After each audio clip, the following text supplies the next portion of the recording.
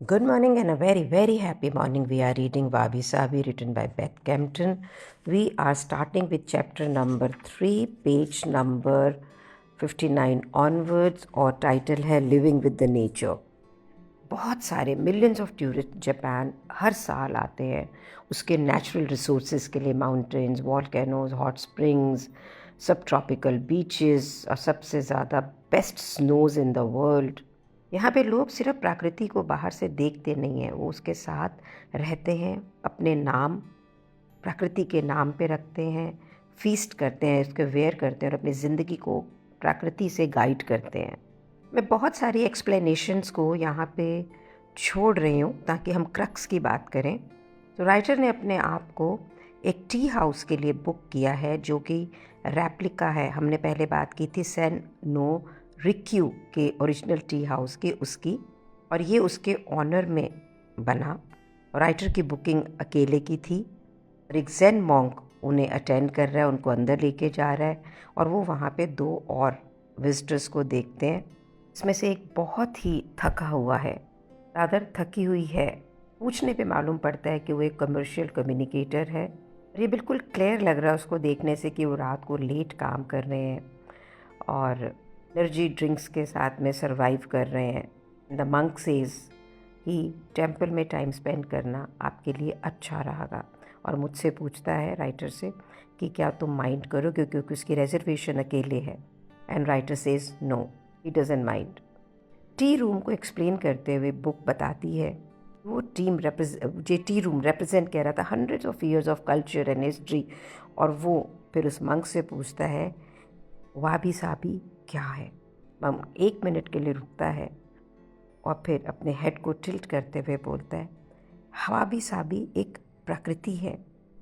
ये it is about things in the natural most authentic states, that's it.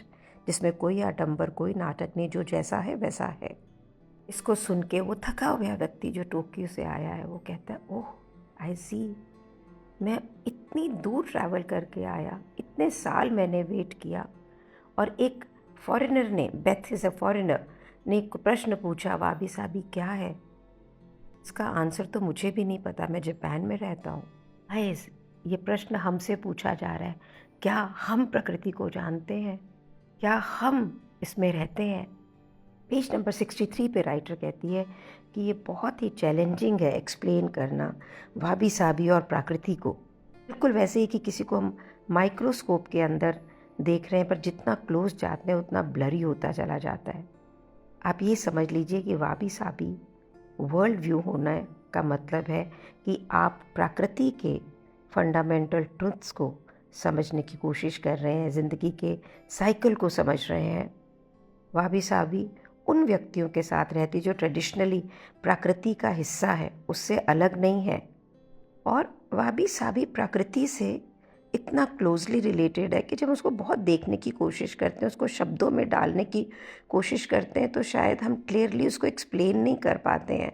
हमें readjust करना पड़ता है अपनी सोच को, अपनी आँखों को, अपने माइक्रोस्कोप को, because that's a part of our life. Cambridge English dictionary का रेफरेंस देते हुए बुक लिखती है कि nature is all the animals, plants, rocks, all the worlds, all the features, forces, processes जो एग्जिस्ट करते हैं independently of people such as weather, sea, mountains, production of young animals, plants, growth. और एक ऐसी ताकत जो रिस्पॉन्सिबल है physical life के लिए, और नेचर को एज अ पर्सन बात की जाती है. अगर मेन डेफिनेशन काजन को दी जाती है, एक जापानीज़ इक्वलेंट टू डिक्शनरी जो है, तो वो ये कहती है प्रकृति वो है थिंग्स एज दे आर, जो जैसे है वैसे है. सार ये है कि अगर आप वाबी साबी एक्सपीरियंस करना चाहते हैं तो ये इंट्यूटिवली, अंतर्दृष्टि से, अपने आप स्वाभाविक रूप से आपका जो रिस्पॉन्स है ट्रू नेचर की, प्रकृति की खूबसूरती को देखते हुए जो आप रिफ्लेक्ट करते हो ना, एज इट इज़ वो है. और एक ऐसी खूबसूरती जो हमें रिमाइंड करती है हर चीज़ इम्परमानेंट है, इम्परफेक्ट है, इनकम्प्लीट है, क्षणभंगुर है, अपूर्ण है. और एक्सपीरियंस ऑफ वाबी साबी हमेशा नेचुरल मटेरियल्स की प्रेजेंस में है. इसीलिए प्रकृति के साथ समय बिताना सबसे पावरफुल एक्सपीरियंस है। ये हमें रिमाइंड करता है कि हम किसी ऐसी चीज़ का हिस्सा है जो बिल्कुल अद्भुत है, मिरेक्युलस है। जब मैं अपनी बालकनी से बाहर देखती हूँ अरावली की पहाड़ियों को, मुझे ऐसे लगता है यार, तू किन चीज़ों की चिंता करती है, तो इतने बड़े भव्य प्रकृति का हिस्सा है, उसमें एक ज़र्रा भी नहीं है। ये ज़र्रा, मुझे ये नहीं लगता है कि मैं कोई बहुत छोटी हूँ, पर ये मुझे मालूम पड़ता है कि मैं जो अपनी ज़िंदगी को इतना महत्व, इतना सिग्निफिकेंस देती हूँ, ऐसी अरबों खरबों करोड़ों ज़िंदगियाँ इस प्रकृति में समाई हुई हैं, और मैं क्या चीज़ के लिए चिंता कर रही हूँ। ये जो थॉट है, पेज नंबर 64 पे भी लिख रहा है, ये हमें उस क्षण के लिए लिफ्ट करता है। ये जो हमने टू डू लिस्ट बनाए होते हैं, कोर्स बनाए होते हैं, ये जो हमें ओवरवेल्म करता है, हमें ये करना है, वो करना है, हमें बाहर निकलता है और ये दिखाता है कि ये लाइफ कितनी मैग्निफिसेंट है, कितनी भव्य है। हमें वो शीशा दिखाता है अपने आप का कि देख यार, तूने अपनी लाइफ को क्या बना रखा है, इतना इतना उसको सिग्निफिकेंट दिया हुआ है। क्या इन जंगलों को फ़र्क पड़ता है तुम्हारे बाल कैसे दिख रहे हैं? क्या इन पहाड़ों को पता लगता है जो हिलते भी नहीं कि कोई जॉब टाइटल क्या है? देखो तो अगर ये रिवर है, हमेशा चलते रहते हैं, चाहे तुम्हारी सोशल फॉलोइंग कितनी भी हो, तुम्हारी सैलरी कितनी भी हो। कहने का अभिप्राय ये है कि फूल भी खिलेंगे, सब कुछ नेचर में वैसा ही होगा। नेचर आपको अपने स्वाभाविक रूप में जैसे आप हैं वैसे ही आपको प्यार करती है और अपने अंदर समाती है। और जिस समय हम अपने अंदर ये क्षमता रखते हैं कि हम एक्सपीरियंस करें इस नेचर को जैसे है, that is what is वाबी Sabi. वाबी Sabi experience हमें रिकनेक्ट करता है इन सच्चाइयों से, हमें अलाउ करता है कि हम फील करें इन मोमेंट्स को अनकंडीशनली एक्सेप्टेड। मीन्स प्रकृति हमें हर रूप में जैसे हम हैं वैसे हमें एक्सेप्ट करती है अपनी गोद में और हमें प्यार करती है। 3-4 दिन से बड़ी रोंदू पोंदू बनी हुई हूँ मैं। कुछ घर में चिक चिक हो गई, कुछ बेटी ने कुछ कह दिया, ये वो। क्या मैंने अपना हलवा पकाया है, लस्सी बनाई है, मैं आपको बता नहीं सकती हूँ। पर आज ये बुक पढ़ रही हूँ, अपनी विंडो से बाहर देख रही हूँ, तो अपने आप को ये पूछ रही हूँ कि ये जो प्रकृति मेरे सामने, क्या उसको फ़र्क पड़ता है कि मैं कौन हूँ, क्या हूँ, कैसे हूँ? मैं इसका एक हिस्सा हूँ और उतनी ही पावरफुल हूँ जितनी ये है। I love you for being with me. Page number 64 पे टाइटल है the influence of nature on literature, art and culture. कहते हैं जब मैंने जैपनीज प्रोफेसर को कंसल्ट किया कि ट्रांसलेशन क्या होगा लिविंग विद नेचर का, तो उसने कहा इसका एक्चुअल मतलब यह है कि प्रकृति को प्यार करना। उसने बोला कि ये जो एंडेमिक लव ऑफ नेचर है ना, इसने प्राकृतिक रूप से हमारे अंदर रूट में, जड़ों में है, हमारे रिलीजन के अंदर। यहाँ पे ये जापान को रेफ़र कर रहा है, लेकिन अगर आप देखें तो इंडिया के भी जड़ों के अंदर, रिलीजन की जड़ों में भी प्रकृति से सब कुछ प्रभावित है। हमारा आर्ट, हमारा culture similarly as Japan, changing season, ritual and rhythms of daily life. अब राइटर यहाँ पे बहुत सारी Japanese written articles, books, poetry का रेफरेंस देते हुए haiku poem, tell of Genji, the pillow book, हारुवो एकाबुनो, हो सकता है मेरी कुछ प्रोनाउंसिएशन गलत भी, I am sorry for that, जो कहता है कि जापान के जो नेचर के बारे में राइटिंग है ना, वो सिर्फ एक एम्फसाइज नहीं है किसी भी एक जगह के बारे में। सारी राइटिंग इवोक्ड है by seasonal references, implication, observation और उसकी इम्परमानेंस को होना। बहुत ही पावरफुल कॉन्वर्जेशन है। इम्परमानेंस यानी क्षणभंगुरता, अनित्यता को दो ढंग से जापान में एक्सप्रेस किया गया है। किसी ऐसी चीज़ का एब्सेंस होना जो थी पर अब नहीं है, through the notion of transience, sense of something जो अभी है और वो आगे नहीं होगी। इसी प्रकार से इन्फ्लुएंशियल पोइट्स ऑफ जापान, उनके रेफरेंस देते हुए उन्होंने भी सीजन्स के बारे में लिखा, मौसम के बारे में लिखा, lot of emotions. Japanese art में भी आपको हर जगह प्रकृति का वर्णन मिलेगा। जापानीज़ आर्किटेक्चर जो है वो भी हेवीली इन्फ्लुएंस्ड है नेचर से।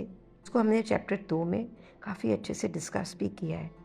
Ikebana, nurturing of bonsai. Ikebana आप जानते हो, एक खास तरीके का जापानीज़ फ्लावर अरेंजमेंट है। बॉन्जाई जहाँ पे पेड़ों को मिनिएचर में क्रिएट किया जाता है। Tea ceremony, Japanese native instruments, shakuhachi, flute जो बैम्बू से बनती है, वो प्रकृति की बहुत सारी आवाज़ों को रेप्लिकेट कर सकती है।